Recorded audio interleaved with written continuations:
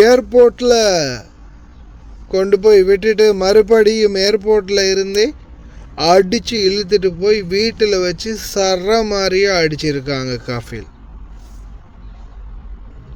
ஏன், என்ன காரணம்?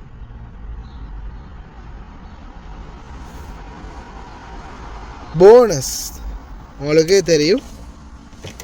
போனஸை பற்றி நாம் அஸ்ஸலாமு அலைக்கும் வரஹ்மத்துல்லாஹி வபரகாத்துஹு.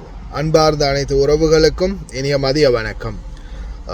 மிக முக்கியமான ஒரு தகவலோடு தான் வந்திருக்கிறேன். அதில் முதலாவது தகவல் என்னென்னு பார்த்தீங்கன்னா, இப்போ ஒரு வீடியோ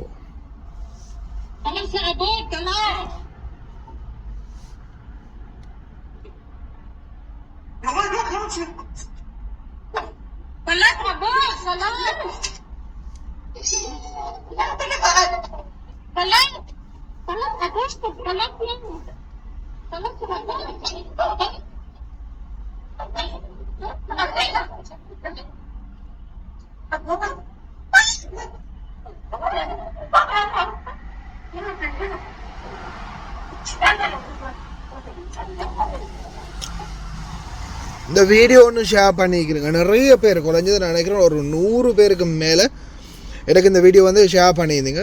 என்ன பிரச்சனை, இதை பற்றி நீங்கள் போடவே இல்லையே நியூஸில், இதை பற்றி எதுவுமே நீங்கள் பேசவே இல்லையே அப்படின்னு. அதை தான் நானும் கேட்குறேன். இதை பற்றி நான் பேசலைன்றதுக்காக மன்னிப்பு கேட்டுக்கொள்கிறேன்.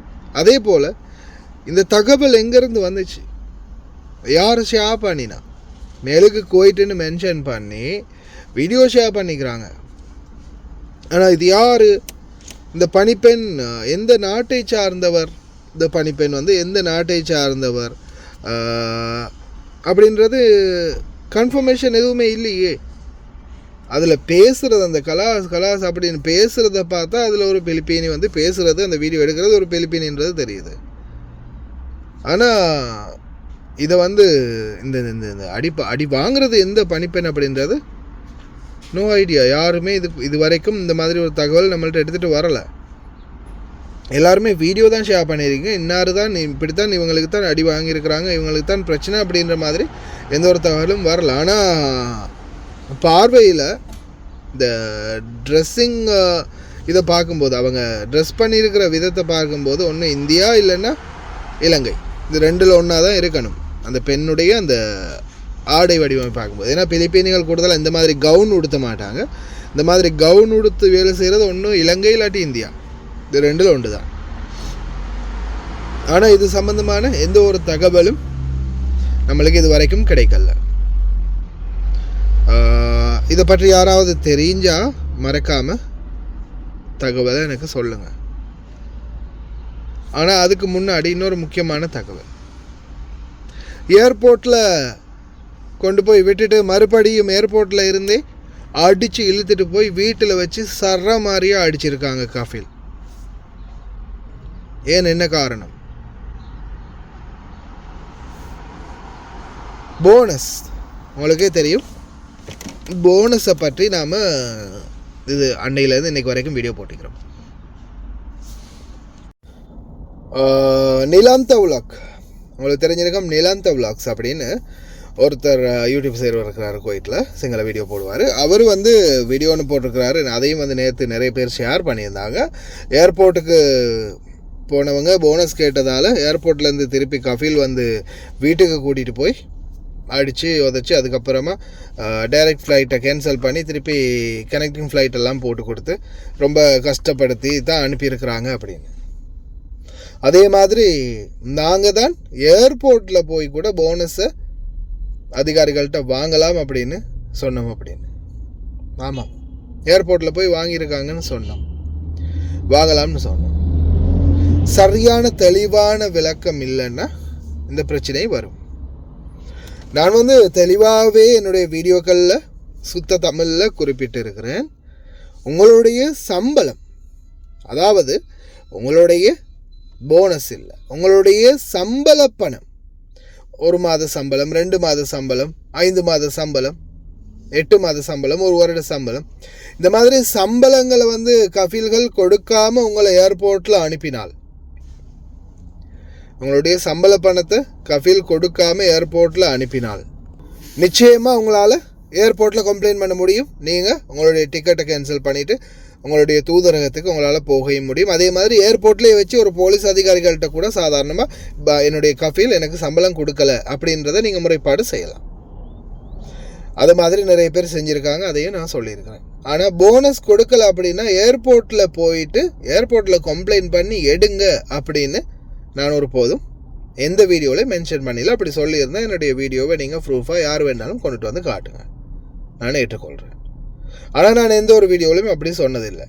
ஆனால் நான் என்ன சொல்லியிருக்கிறேன்னா, நாங்கள் கோரிக்கை வச்சிருக்கிறோம் தூதரகத்தில், எங்களுடைய விமான நிலையத்தில் பிலிப்பைன் நாட்டு தொழிலாளர்கள் மாதிரியே சைன் வச்சுட்டு போகிற மாதிரி எல்லாம் ஓகே கம்ப்ளீட், எனக்கு போனஸ் கொடுத்தாங்க, என்னுடைய சம்பளம் எல்லாம் கொடுத்துருக்குறாங்க, என்னுடைய கஃபீல் எல்லாமே எனக்கு கம்ப்ளீட்டாக செஞ்சு தந்திருக்கிறாரு அப்படின்ற மாதிரி ப்ரூஃப் ஒன்று சைன் பண்ணி அந்த ஃபார்மை ஃபில்அப் பண்ணிட்டு போகிற மாதிரி ஒரு சிச்சுவேஷன் உருவாகினா தான் எங்கள்கிட்ட தொழிலாளர்களுக்கு இந்த பிரச்சனை வராமல் இருக்கும். அதனால் ஏர்போர்ட்டில் எல்லாமே கிளியர் பண்ணி எல்லாத்தையுமே எடுத்து கொடுத்து அனுப்புகிற மாதிரி அதிகாரிகள் வேணும் அப்படின்னு தான் நாங்கள் வீடியோ பதிவிட்டிருக்கிறோமே தவிர ஏர்போர்ட்டில் போய் எடுக்கலாம் அப்படின்னு ஒரு போதும் சொன்னதில்லை. ஆனால் இன்ஷா அல்லாஹ் நிச்சயமாக விரைவில் அந்த சிஸ்டத்தை எப்படியுமே எங்களுடைய தூதரகமும் கொண்டு வரும் அப்படின்னு நம்புகிறோம். அதுக்குரிய ஏற்பாடுகளும் நாங்கள் விரைவில் பண்ணுறதுக்கு நாங்களும் எங்களால் முடிந்த அழுத்தங்களை நிச்சயமாக கொடுப்போம். ஆனால் ஒன்று நல்லா கேட்டுக்கோங்க, உங்களுடைய போனஸ் பணம் 2 வருடம் வேலை செய்து கம்ப்ளீட் பண்ணி இருந்தால் தான் போனஸை பற்றி பேசணும். 1 வருஷம் முடிஞ்சாலும் உங்களால் போனஸ் எடுக்கல. அது என்னென்னா 2 இயர் 2 வருட contract, end of the contract. அதாவது நீங்கள் 2 வருஷம் ஒப்பந்தத்தில் வந்துடுறீங்க, உங்களோட 2 வருஷம் ஒப்பந்தம் முடிந்த பிறகு தான் நீங்கள் போனஸை பற்றி பேச முடியும். அதுக்கிடையில் போனஸை பற்றி பேசக்கூடாது. அதே மாதிரி உங்களுடைய 2 வருடம் முடிகிறதுக்கு 1 மாதம் இருக்கும்போது, ஒரு 15-20 நாள் இருக்கும்போது உங்களுடைய கார்கோ பெட்டிகளை போட்டுக்கோங்க, உங்களுடைய மற்ற அனைத்து விடயங்களையும் முடித்துக்கோங்க.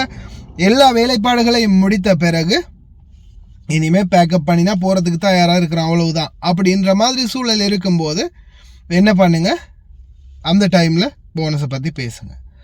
ஒருவேளை இல்லை அப்படியெல்லாம் எதுவும் இல்லை, தர முடியாது, உன்னால் முடிஞ்சதை பார்த்துக்கோ அப்படின்ற மாதிரி அவங்க தைரியமாக திமிராக பேசினாங்கன்னா, உங்களுக்கு அதை எடுக்கணுன்ற முயற்சியில் நீங்கள் முடிவில் இருக்கிறீங்கன்னா அது உங்களுக்கு உரியது, நிச்சயமாக கொடுக்கணும் அப்படின்ற முடிவில் இருக்கிறீங்கன்னா நிச்சயமாக நீங்கள் என்ன பண்ணுங்கள், உடனே இலங்கையில் இருக்கக்கூடிய வெளிநாட்டு வேலைவாய்ப்பு பணியகத்தில் ஒரு கம்ப்ளைண்ட் பண்ணுங்கள்.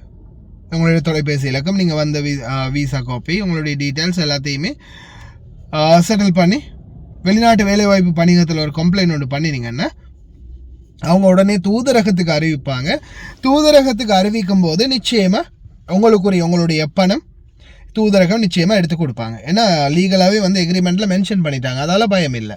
தூதரகமும் ஃபோர்ஸ் பண்ணி எப்படியாவது அந்த பணத்தை எடுத்து கொடுத்துருவாங்க.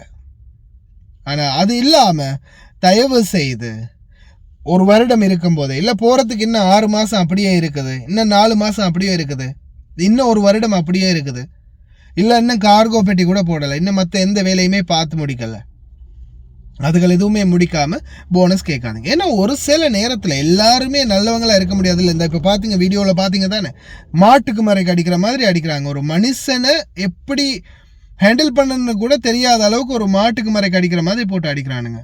அப்போ இந்த மாதிரியும் ஆளுங்க இருக்கிறாங்க. அப்போ இவங்கள்ட்ட எல்லாம் போய் போனஸ் தான்னு கேட்க முடியுமா? கேட்டால் என்ன ஆகும் யோசிச்சு பாருங்கள். அப்போ நாங்கள் என்ன சொல்கிறோம், உங்களுக்கு வேணும்னா நீங்கள் லீகலாக மூவ் பண்ணணும், அதுவும் அந்தந்த நேர காலத்துக்குள்ளே மட்டும். அதை தாண்டி தேவையில்லாமல் உங்களுடைய வேலைகள்லையும் பிரச்சனை ஏற்படுத்தி, இல்லை என்னென்னா நாங்கள் இப்போ போனஸ் என்னையோ நாங்கள் போனஸ்ன்னு சொன்னோமா, போனஸ் சொன்னதால் உடுத்த உடுப்போடு அனுப்பினாங்களா, படுத்த படுக்கையோடு அனுப்பினாங்களா? நாங்கடா நல்லது சொன்னாலும் காலம் இல்லையா இந்த நாட்டில்? அப்படின்ற மாதிரி தான் இருக்குது. போனஸ்ன்றது இப்போ எத்தனை பேர் எடுத்ததை நீங்கள் வீடியோ பார்த்துருப்பீங்க, நாங்கள் எத்தனையோ ப்ரூஃப் காட்டியிருக்கிறோம். அது சொல்லாமல் எத்தனையோ நாங்கள் காட்டாமல் எத்தனையோ பேர் எடுத்துருக்குறாங்க. அதை நாங்கள் எல்லாமே நாங்கள் எடுத்து கொடுத்தோம். நாங்கள் எடுத்து கொடுக்கல, அவங்க முயற்சியில் அவங்க பேசினாங்க, கதைச்சாங்க, எடுத்தாங்க, அவங்களுடைய கஃபீலுக்கிட்ட அதை இன்ஃபார்ம் பண்ணினாங்க, அவ்வளவுதான். மற்றபடி எல்லா கஃபீலும் கொடுப்பாங்கன்னு சொல்ல முடியாது. அப்போ கொடுக்கக்கூடிய கஃபீல் கொடுப்பாங்க, கொடுக்கலன்னா நாம் ட்ரை பண்ணலாம் லீகலாக. அதே மாதிரி நான் சொல்லியிருக்கிறேன், சம்பளம் உங்களுடைய சம்பளம் நீங்கள் ஒரு 100-150 தினார் சம்பளம் எடுக்கிறீங்க. ஆனால் உங்களுடைய எக்ரிமெண்ட்டில் இருக்குது, மென்ஷன் பண்ணியிருக்குது 120 தினார். இப்போ நீங்கள் எடுக்கிறீங்க 150 தினார். 5 வருஷம் வேலை செஞ்சுருக்கீங்க, 3 வருஷம் 120க்கு, 2 வருஷம் 150க்கு. அப்படி பார்க்கும்போது அதில் 30 பாருங்கள். இந்த பக்கம் 300 600 700 720 தினார் வருது இல்லையா? 720 தினார் 5 வருஷம் 120 மேனிக்கு கணக்கு பார்த்தா எத்தனை வருது? அப்போ அந்த டைமில் அது கழியறதுக்கும் வாய்ப்பு இருக்குது. அதையும் நல்லா மைண்ட் பண்ணிக்கோங்க, திங்க் பண்ணிக்கோங்க. ஆனால் இவர் அந்த சம்பளம் அதிகமாக தந்தார் இல்லையா, அது அந்த 2 வருஷத்தோடு முடிஞ்சு போயிடும். ஆனால் உங்களுக்கு அந்த 3 வருஷமாவது போனஸ் கிடைக்கும். ஆனால் அதுக்குரிய மேக்ஸிமம் ட்ரை நீங்கள் லீகலாக மூவ் பண்ணணும். அடுத்தது இதுக்காக சண்டை பிடிச்சி அடிப்பட்டு கடைசியில் இருக்கிற தொழிலையும் இழந்துட்டு போகாதுங்க. அதே மாதிரி லீவு போகிறவங்க பேசினா அதிகமாக பேசுகிறேன்னு சொல்லுவானுங்க, எல்லாத்தையும் சொல்லி முடிக்கலைன்னா அப்புறம் போய் கபிலுக்கிட்ட அடி வாங்குவாங்க. என்ன பண்ணுறதுன்னு தெரியல. லீவு போகிறீங்கன்னா, இப்போ லீவு தான் போகிறீங்க, போயிட்டு திருப்பி ரிட்டர்ன் வர போகிறீங்க அதே வீட்டுக்கு. இன்னும் ஒரு 4-5 வருஷம் அந்த வீட்டில் வேலை செய்யணுன்ற ஒரு ஐடியா இருக்குது உங்களுக்கு. அப்படின்ற பட்சத்தில் போகும்போது பாபா மாக்கு இஜாசா ராத்தப் அப்படின்னு கேளுங்க. போனஸ்லாம் சொல்லாமல் இஜாசா ராத்தப் அப்படின்னு கேளுங்க. இஜாசா ராத்தப் அப்படின்னு கேட்கும்போது கொடுக்கறதுக்கு வாய்ப்பு இருக்குது. போனஸ் அப்படின்னு சொன்னீங்கன்னா சில நேரம் கொடுக்கலாம், சில நேரம் பிரச்சனை பண்ணலாம், இல்லை போனதுக்கு அப்புறமா கேன்சல் பண்ணி விடலாம் இல்லையா? அதால் இஜாசா ராத்தப் அப்படின்னு சிரிச்சுக்கிட்டே கேளுங்க, முறைச்சிக்கிட்டு கேட்காதீங்க. ஏன்னா இந்த நிலைமை நம்மளுக்கு உருவாக்கினது நீ அல்ஹம்துலில்லாஹ். இப்போ ஏதோ போராட்டம் கடைசி வரைக்கும் போராடினதால் இந்த இப்போ புதுசாக வார ஜெனரேஷனுக்கு சரி கிடைக்கிற அளவுக்கு பண்ணி இருக்குது, எக்ரிமெண்ட்டில் மென்ஷன் பண்ணி. என்ன செய்கிறது? நம்மளுடைய மூதாதையர்கள் செஞ்ச தவறு, என்ன பண்ண முடியும் நம்ம? சரி, எது எப்படியோ முடிந்த வரைக்கும் முயற்சி பண்ணுங்கள், லீகலாக ஃபேஸ் பண்ணுங்கள். நாட்டுக்கு போகிறீங்களா இருந்தால் போயிட்டு வந்த அப்புறமா மொத்தமாக சரி, கடைசியாக கேன்சல் பண்ணிட்டு போகும்போது லீகலாக மூவ் பண்ணுறதுக்குரிய ஏற்பாடுகளை பண்ணுங்கள். ஆனால் சாப்பிட போகிறதுக்கு முன்னாடி கேட்குறது உங்களுடைய கடமை, கேளுங்க. வேறு எதுவும் சொல்கிறதுக்கு இல்லை. ஓகே ஃப்ரெண்ட்ஸ், ரொம்ப கவனமாக இருங்க. அந்த சகோதரி பற்றி ஏதாவது தகவல் தெரிஞ்சால் மறக்காமல் கமெண்டில் மென்ஷன் பண்ணுங்கள், இல்லைன்னா மெசேஞ்சரில் வந்து ஃபேஸ்புக் மெசேஞ்சரில் வந்து மென்ஷன் பண்ணுங்கள். கவனமாக இருங்க. கடைசி வரைக்கும் பார்த்து எல்லாருக்குமே ரொம்ப நன்றி. நான் தான் உங்கள் Sarfan BA vlog. Sarfan always with you. Sarfan vlog BA2 எல்லாமே நம்ம தான். வீடியோக்களை மறக்காமல் பாருங்கள், சேனலை சப்ஸ்கிரைப் பண்ணுங்கள்.